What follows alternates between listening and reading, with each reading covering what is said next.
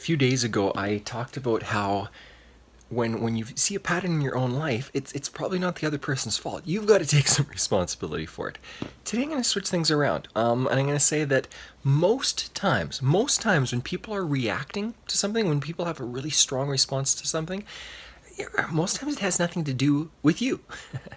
So I'm talking specifically about people reacting or overreacting to something. So much of the time we take this personally. We think, oh, this has something to do with me. They don't like me, that whatever.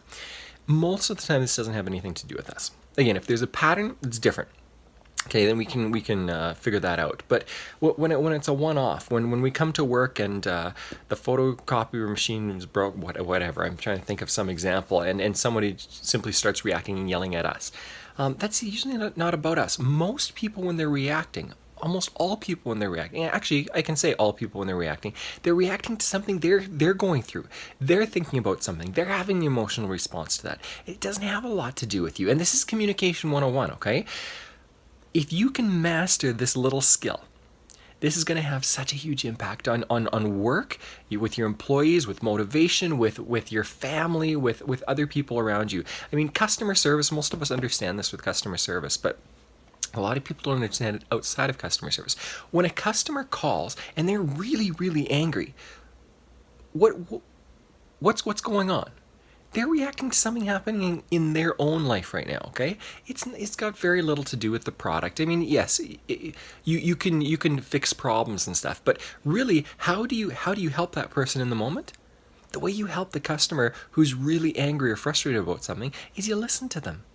You listen to them, and then what you do is you try to find out what's underneath that a little bit. And you go, hey, listen. If they don't feel heard, listening to them will fix the problem. Even if they've been complaining about the product, what's going to help is actually paying attention to them. If they, well, let's bring this out to employees again, because you can take it even further. Listening to somebody when in the heat of the moment, they're really reacting. What I want you to listen for is what's going on underneath. I've talked about this before. What's going on underneath what they're saying? They're the words like, you always, you never, right? Those are the words that people use when they're really overreacting about something. But what's actually going on? Listen to the emotion behind that. Listen to the, I don't feel heard, or I don't feel like I have a place in this company, or I don't believe I don't feel needed. Whatever it is, once you realize what's going on there and you listen instead of reacting yourself, when you listen to what somebody is saying and what's underneath what they're saying, what's the emotion behind what they're saying, then you can get to something really cool.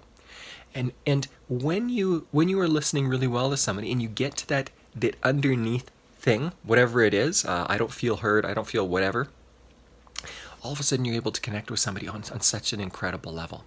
That's where relationships really are made in so many ways. How many times do people talk about how their best friends are those who they went through hard situations with? How many times have you heard that? How many times have you said it yourself? That people that we're really close to, we get close to them through hard situations. Why is that? What is that? When somebody goes through a difficult emotional situation, what happens is we feel really vulnerable. And when somebody else, instead of running all over us, is safe in that moment, then we feel more connected with them. And you can do this in your business. You can do this in your home. You can do this in other areas of life. So here's what I want to encourage you to do. This week, for the next 7 days, try to find somebody once a day at least. Try to find one person who's overreacting to something. They're reacting to something, and do two things. One, tell yourself, this isn't about me, this is about them. They're reacting to something they're thinking or feeling. And then secondly, start asking them questions. Instead of reacting yourself and telling them that they never do something as well, connect with them and show that you're safe. Connect with them, ask them a few questions, and get to the root of what's really going on for them, okay? When you get to that root, I don't know how many conversations I've had with my kids or my wife or my people I've worked with, where I've said, hey, are you feeling okay? They're reacting to something, and I go, hey, are you okay? Usually you don't respond in this way, and I'm wondering if you're okay. Do you feel okay right now? And they all of a sudden start weeping, or they all of a sudden start going, oh, I'm so sorry. My mother just died. Something else happened in my life, and all of a sudden we're able to connect on a really deep level. Know that when you give somebody a little bit of grace there, and instead of blaming them or judging them or reacting, you ask questions. You're going to connect on a deeper level, okay? And because of that, you're going to be safer for somebody, and because of that, you are going to be able to they're going to be able to trust you in a completely different way moving forward. Try this out.